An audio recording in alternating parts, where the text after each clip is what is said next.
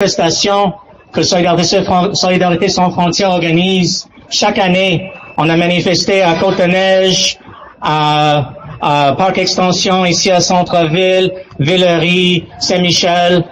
On porte des masques comme un geste de solidarité parce qu'il y a des centaines de milliers de personnes avec nous ici au Canada, des millions de personnes dans le monde sans papier, qui ne peuvent pas vivre dans la même sécurité que les personnes qui ont leur papier, qui peuvent être déportées. On a déjà souligné cette réalité, mais je porte cette masque avant les prochaines personnes. Si vous avez vos propres masques, vous pouvez porter maintenant aussi comme un petit geste de solidarité. Je vais passer le micro à Ross.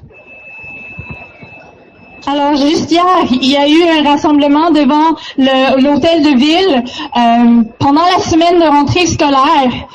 Il s'agit de Daniel. Daniel est un jeune, on a changé son nom pour protéger l'identité de sa famille, qui reste ici sans papier. L'année passée, Daniel est allé visiter son ancienne école pour voir ses amis lors de son anniversaire. Et on a fini par appeler la police. La sécurité de l'école a appelé la police. La police est venue sur les lieux et l'a arrêté. Et a arrêté Daniel. Suite auquel il a été renvoyé vers Mexique. Le DF est la capitale, une des villes les plus dangereuses dans le monde.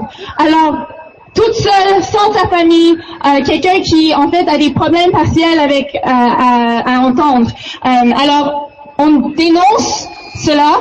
On a manifesté hier pour non seulement revendiquer son retour à Montréal, à la place, à côté de ses familles, qui est sa place, mais aussi pour se questionner, les politiques d'exclusion qui se font à tous les niveaux. Ce n'est pas juste le gouvernement fédéral. Il s'agit des employés de la ville qui sont rentrés dans les écoles pour arracher un enfant de cette communauté. Et ça, on ne tolère pas. C'est ces genres de politiques qui se refassent à tout niveau, qui fait en sorte que les personnes arrivent ici, même s'ils arrivent ici, ils se font face à la précarité et à beaucoup d'insécurité ici.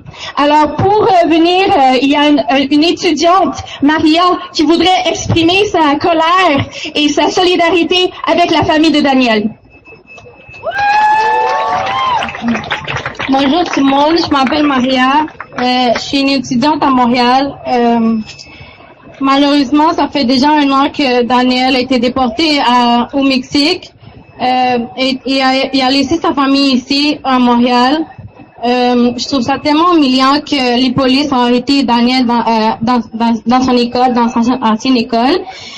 C'est tellement méchant de leur part, c'est tellement humiliant de se faire arrêter devant tous ses amis, de se faire, je sais pas, je me sens tellement mal.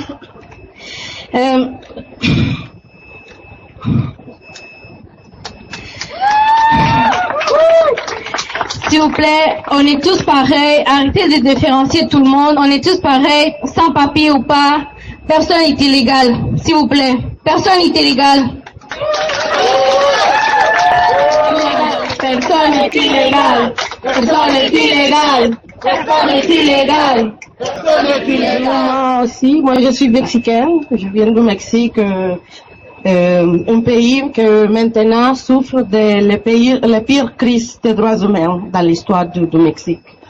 Mais malheureusement, le gouvernement canadien nous accuse d'être de faux réfugiés. Ils nous déportent, ça fait depuis l'année 2006, les avions complètes. Il y a presque 12 familles qui sont déportées mexicaines par jour.